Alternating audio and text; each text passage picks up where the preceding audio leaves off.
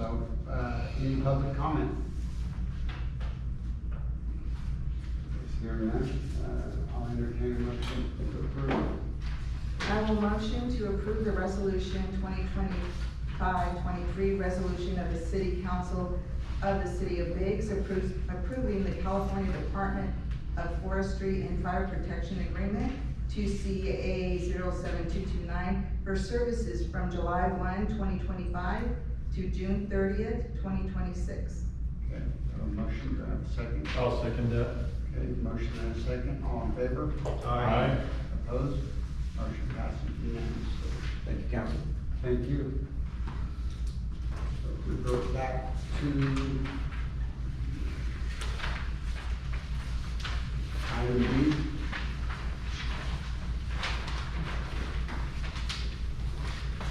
Assembly Bill 430. Kick it off. And Mr. Mayor and council, our planner, Mr. Somerville, is going to take the introduction of these items. Sorry, I should have done that. Thank you. This project to approve a revised Weston tenant subdivision map, a general plan amendment, a rezone, and a site plan of a new apartment project. So there's 4 actions requested that the council take this evening, 3 resolutions and 1 rezone ordinance. And I'm gonna let Cliff bring up the exhibits for each one of those and help me walk through the presentation. You can see the exhibits on your side, Bob. They should be on the monitor. They're not up yet, Cliff. No. Which, Oh, yeah, this? so for the first item, attachment A, the resolution for the general plan amendment, exhibit 1. So there's your location map. So, That's not what you're doing. no, it's the exhibit for the general plan amendment resolution. There's 2 of them. The third line right there, Yeah, I can't read it that far away. exhibit 1 GPA. Yeah. It's the third line, right there, you got it. There you go. Okay, so, this exhibit, first off, so there's no new general plan designations introduced here with this project. It's what's existing there, they're just, the proposal is to just change the size and location and configuration of those designations. So, this is existing. There's a high density residential on the southerly end of the property, medium density residential on the northerly, and to the west is light industrial. So that's existing, the proposal. Next, exhibit 2, Cliff.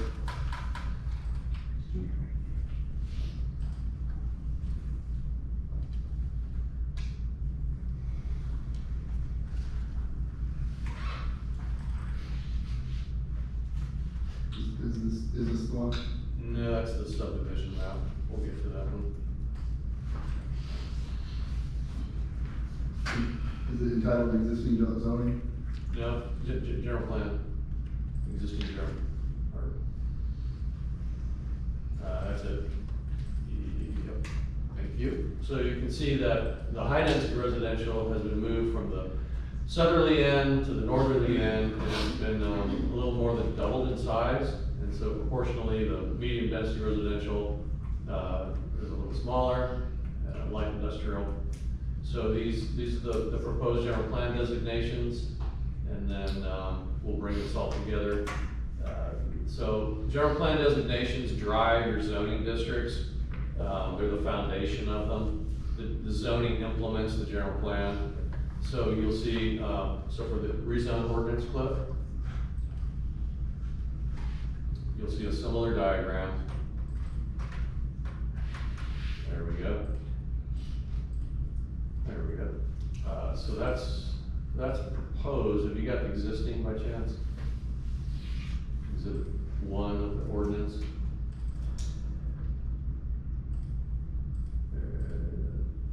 There we go. So you can see the colors and the shapes of these things are identical to the general plan designation. It's just here we're looking at zoning now.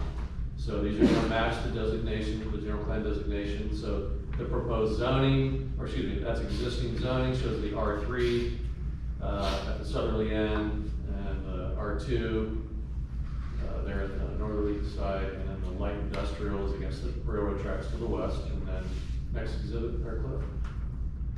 We'll show what the proposal is of the zoning, exhibit 2 of the ordinance. What's the title? Exhibit 2, ordinance 538.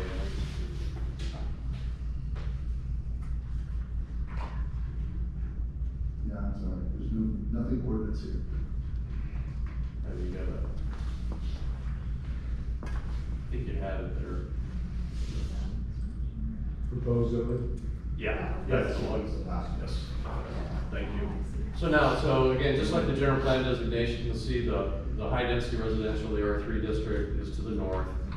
And the medium density, where you have the single family lots, is shown there in the center of the property now. And light industrial now has proportionally shrunk a little bit, it's to the west. So,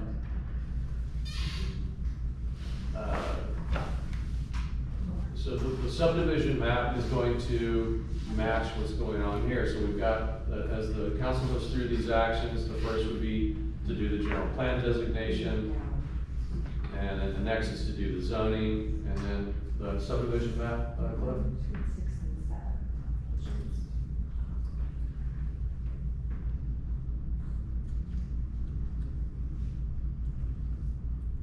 Right there, rezone, 2024-01, Revised estimate tentative subdivision map.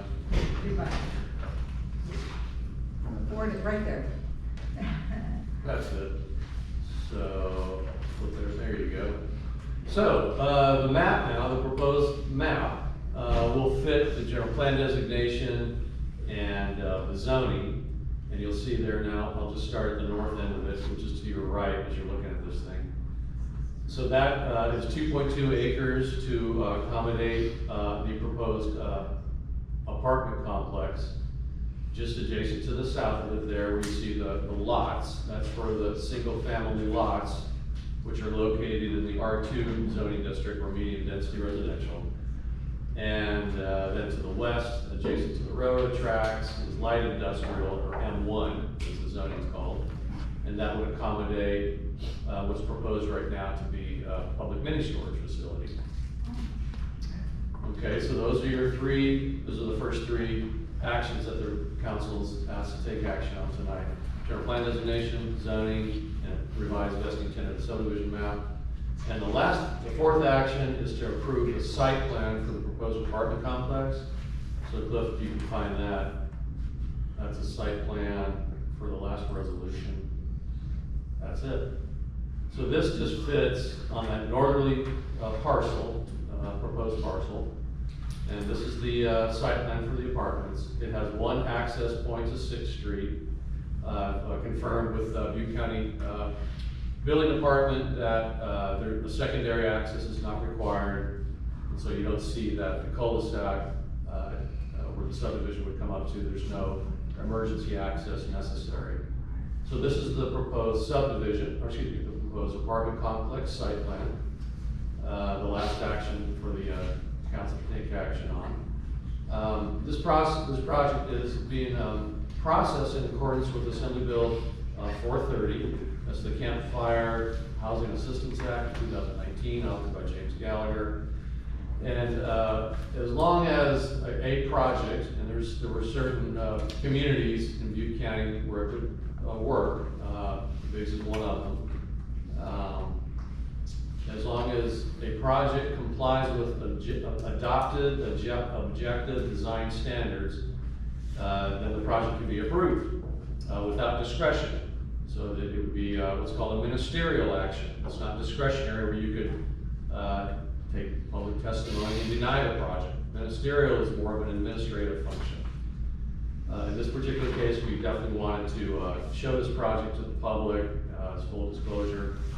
But that's what AB 430 says. As long as you're complying with objective design standards, and those are things like in a zoning ordinance, those are setbacks, parking requirements, building heights, things like that, then the project can be approved. The standards also include the subdivision improvement construction standards, the width of the sidewalks, curb gutter and sidewalks, things like that. So as myself, the city planner, and our engineering staff, the city engineer, have gone through this project before we would even present it to the city council. That's called a completion review that we have to do. And then we know that it's ready, it's right, so to speak. So the city engineer and city planner have gone through this, and it does comply with those objective design standards. And so that's why it's being presented this evening. So this site plan is the exhibit for the council to approve the last resolution. That's exhibit 1. Exhibit 2 is a set of conditions of approval. They are very standard, and again, in compliance with AB 430, they really just re-emphasize compliance with these design standards, and that's what that list there is. There is a condition in there that when the original map was approved back in 2022, a mitigated negative declaration of environmental mitigation measures was adopted. Staff has recommended, again, it's already been adopted, that those mitigation measures would be included with compliance for the project. So, I haven't gotten a lot into any design issues or anything like that. I prefer to just take some questions, but